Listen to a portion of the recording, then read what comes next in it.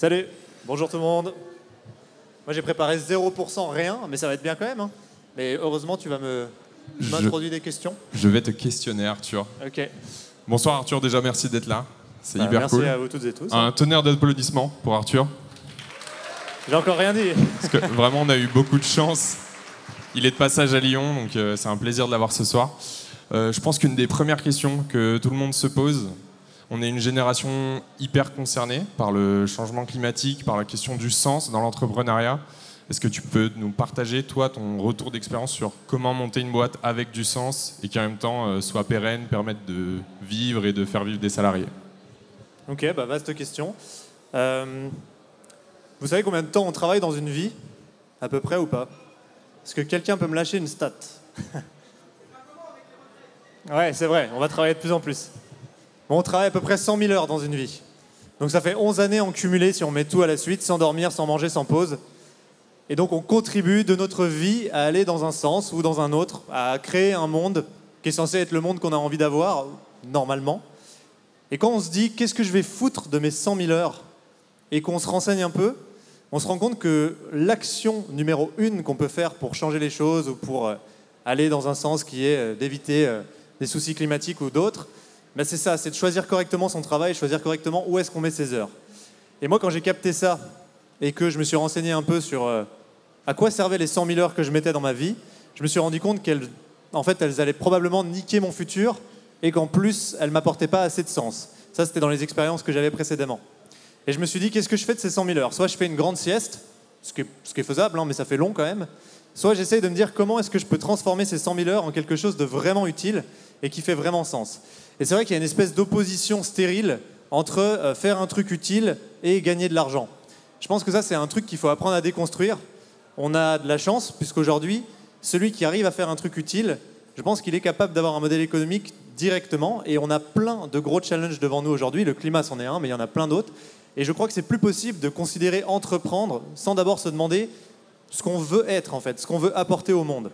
Moi, c'est un truc que j'ai mis du temps à comprendre. J'ai monté plusieurs boîtes avant, pendant une dizaine d'années. Et en fait, ce qui fait qu'une boîte, elle marche, c'est pas que vous avez trouvé le bon truc, c'est pas que vous avez fait des TikTok ads ou je sais pas quoi, c'est que vous êtes aligné, en fait. C'est que vous faites le truc qui vous caractérise, qui vous ressemble le plus. Et j'aime bien utiliser l'analogie du terrain constructible. Elle est pourrie, mais au moins, on comprend un peu.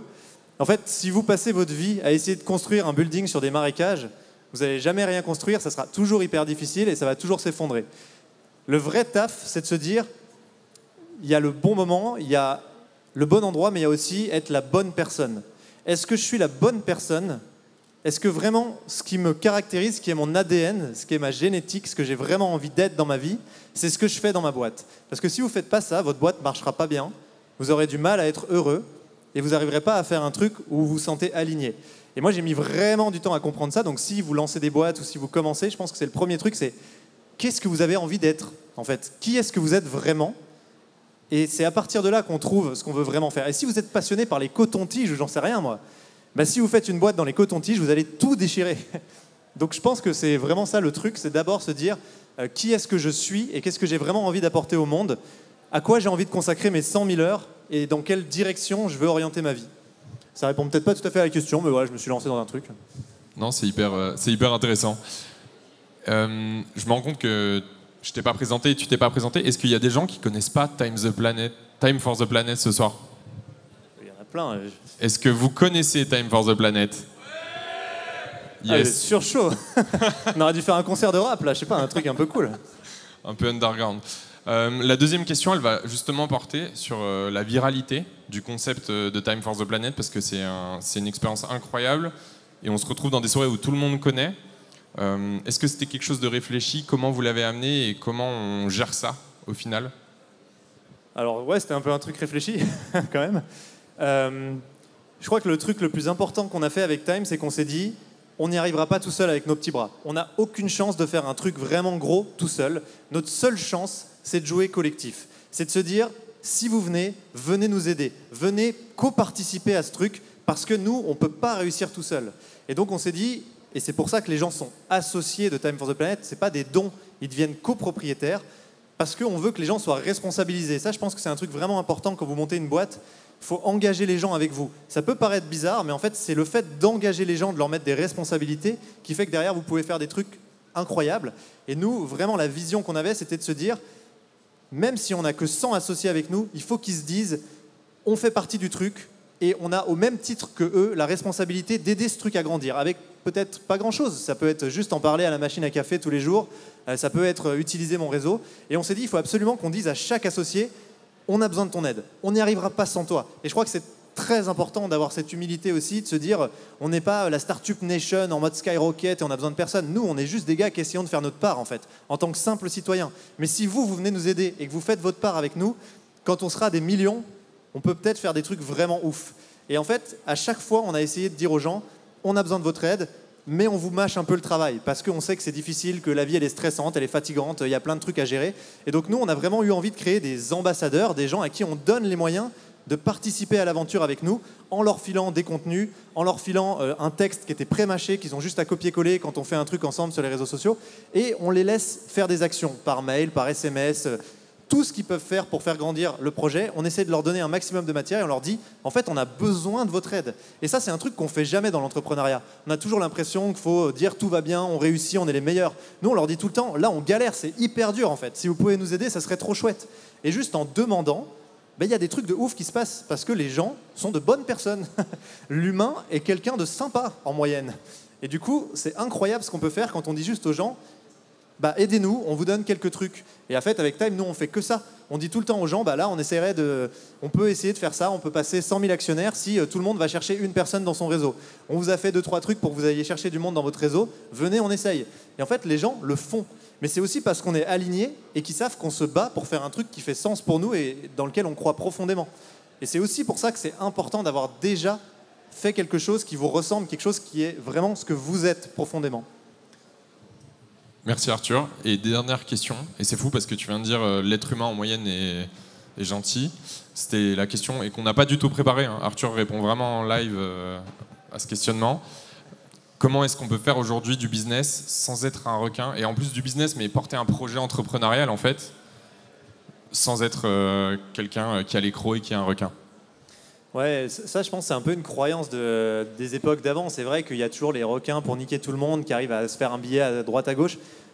Moi ce que je vois, et j'ai la chance de côtoyer des entrepreneurs mais qui sont exceptionnels, c'est qu'en fait les gens qui réussissent, c'est pas des requins, c'est jamais les requins. Les requins, ils se retrouvent vite tout seuls, plus personne leur fait confiance, ils ont fait 2-3 coups, mais ils se font niquer. En plus c'est des gens malheureux, c'est chiant d'être malheureux. Et donc je pense qu'il faut vraiment changer de regard sur l'entrepreneuriat.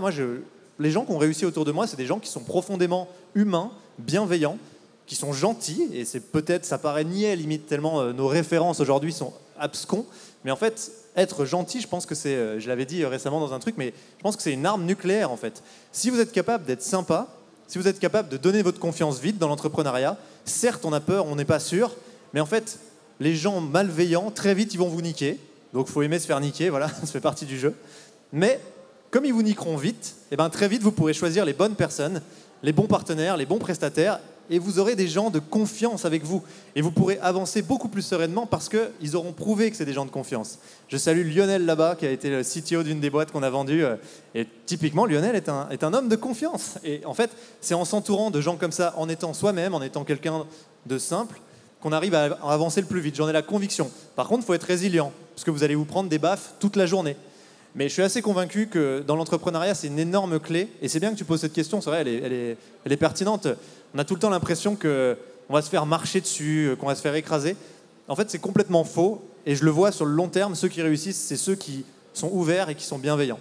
Voilà, je sais pas, est-ce que ça répond Si, ça répond carrément. Merci beaucoup, Arthur. Est-ce que tu veux dire un dernier mot, du coup, vu que tu es le dernier talk? Déjà, c'est chelou d'avoir plein de gens en demi-cercle avec des lumières dans la gueule qui vous regardent. Non, ouais, je peux dire un truc. J'aimerais juste passer un petit message concernant l'écologie. Parce que l'écologie, je trouve qu'elle souffre d'un truc, c'est qu'elle est affreusement chiante. On a rarement vu un truc plus chiant que l'écologie aujourd'hui, malheureusement. Et en fait, j'aimerais bien, s'il y a des entrepreneurs aujourd'hui qui se demandent ce qu'ils vont faire ou dans quelle direction ils vont aller, qu'on participe ensemble à dire, en fait, non, l'écologie, ça peut être cool. Et d'ailleurs, c'est cool. Parce qu'au fond, ce qu'on veut faire, c'est pas juste éviter un monde à la Mad Max où on est tous on n'a plus rien, on est à poil avec un verre d'eau dans une grotte et c'est ça le futur.